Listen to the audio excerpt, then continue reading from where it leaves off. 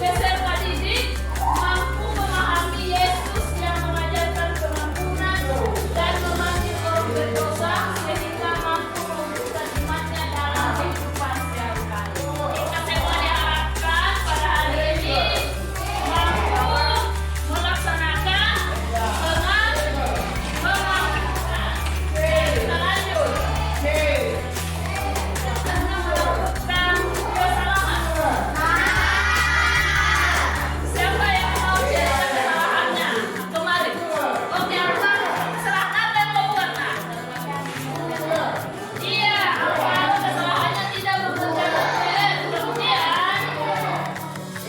setelah melakukan kesalahan itu apa yang kau buat?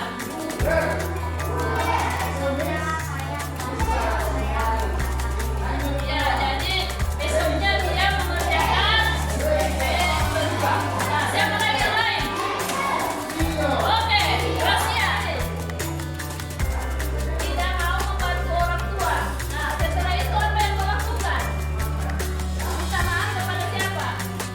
Iya, minta maaf kepada orang. Kalau kita melakukan kesalahan, maka kita harus minta maaf. Tetapi kalau teman kita melakukan kesalahan, apa yang harus kita lakukan? Kita dia minta maaf. Apa? Memaafkan atau mengampuni. Nah, coba kita semua lihat. Ini disebutkan.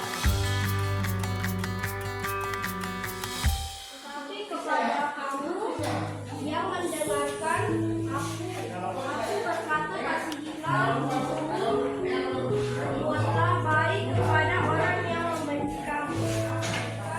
Aku berkata kasihilah berbuatlah baik kepada orang yang membenci kamu. Mintalah bagi orang yang mengutuk kamu. Tolonglah kamu. Oke, siapa lagi? Ayo,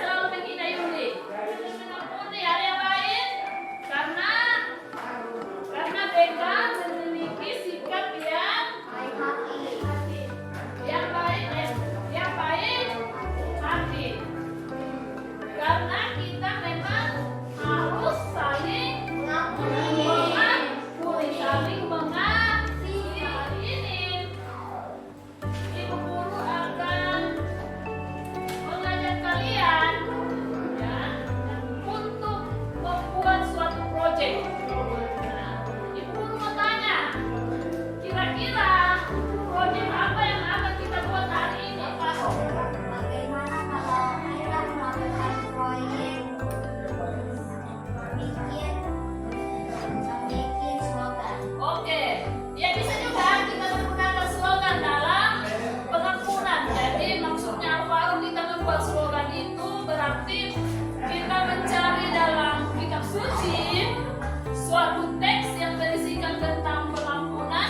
Kemudian anak-anakku nanti itu menulis teks itu, teks atau perikop kitab suci itu di dalam lembaran kertas atau media yang akan digunakan. Ibu Guru bagi dalam kelompok. Ibu Guru sudah menyiapkan dalam kelompok, ada 5 kelompok. Yang pertama, kelompok pertama Edras, Esther, Vina, Jasmine, dan Ana. Ada? Iya, kelompok 1. Kemudian kelompok 2 ada Jen, Ismail, Fadila, Jeril, dan kelompok 3 Alvaro, Helena, Andreas, Awal. Kelompok 4 ada Kesuma, Edi, Gracia, Freddy, dan kelompok 5 Cantika, Ryan, dan Jajan. Kemudian cari ayat kitab sucinya. Misalnya Ibu Guru kasih contoh. Misalnya, saya mau mengampuni sihir dari Injil Lukas pasal 6 ayat 30. Tulis di sini. Nah, setelah ditulis, lalu kemudian kalian kasih warna, kalian punya tulisan supaya kelihatan indah. Karena nanti kita akan tempel di dalam kelompok kalian. Kelompok, misalnya kelompok 1 nama-namanya, siapa-siapa anggota-anggotanya. Ya, setelah bikin slogannya nanti kita akan presentasikan di depan. Bisa dipahami? Nah, bisa kalian?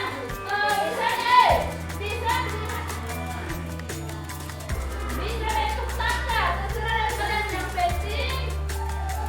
Ya, nanti kalian kasih warna lagi.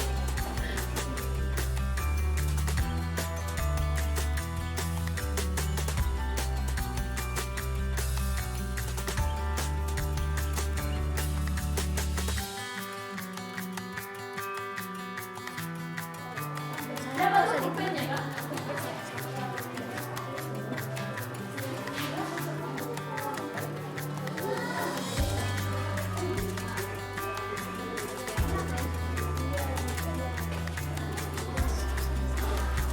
Oke, anak-anak sudah, Pak?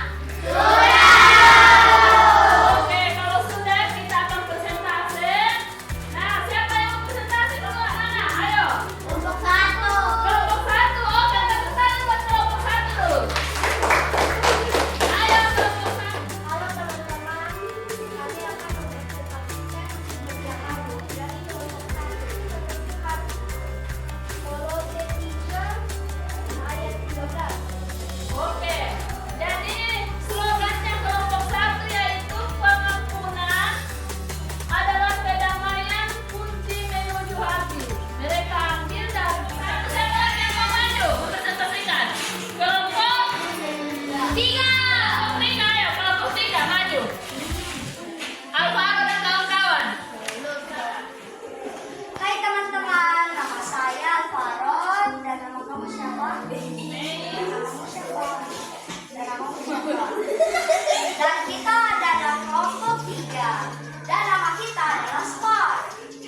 Dan slogan hari ini adalah memaafkan membuka pintu kedamaian. Dari kitab Lukas 6 ayat 37. Iya, tepuk hebat buat kelompok 3. Tepuk hebat. Kamu hebat, saya hebat, semua hebat, keren.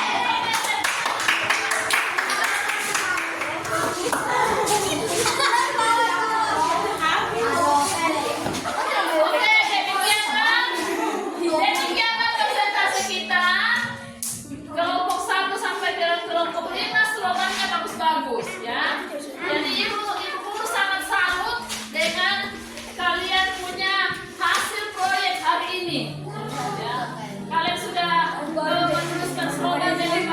Sebelum kita lanjut, jadi kita harus evaluasi proyek kalian hari ini.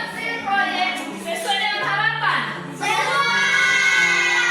Sesuai. Kenapa sesuai? Karena nanti dari kitab suci. Ya, pengampunan, teks pengampunannya, kalimat slogannya itu sesuai dari kitab suci. Oke, tepuk tangan.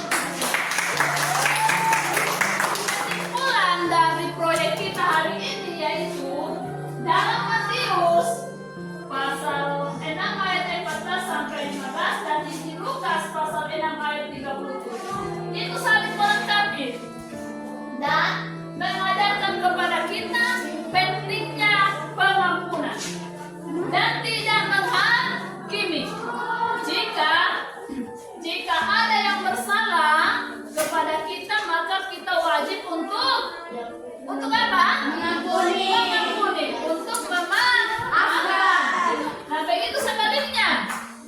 Jika kita yang berbuat salah, maka kita wajib untuk minta maaf. Nah, mengasihi kepada sesama adalah wujud nyata dari tindakan kita atau menjalin hubungan relasi dengan siapa? Dengan Tuhan. Ya, ini dengan Tuhan. Mengampuni adalah sikap yang tidak boleh menghakimi. Jadi kalau kita sudah mengampuni orang lain, maka kita tidak boleh menghakimi lagi. Jadi kita mendapatkan orang yang berbuat salah kepada kita, maka kita harus mengampuni. Sama seperti ajaran Yesus dalam doa Bapa Kami. Doa Bapa Kami mengajarkan bagaimana? Ampunilah kesalahan kami seperti kami pun mengampuni yang bersalah kepada kami. Dalam refleksi pelajaran kita hari ini, kita diajak untuk merenungkan bagaimana kita dapat meneladani kasih dan pengampunan Allah. Ampuni kita sebesar apapun kesalahan kita. Jadi tugas kita adalah mengampuni sesama kita yang melakukan kesalahan, mampu mengatasi rasa sakit dan kebencian dan berdiri untuk mengampuni dengan sepenuh hati. Ingat seperti dalam kisah animasi video tadi, Becca dan Yulia. Ya, Yulia ini yang selalu dihina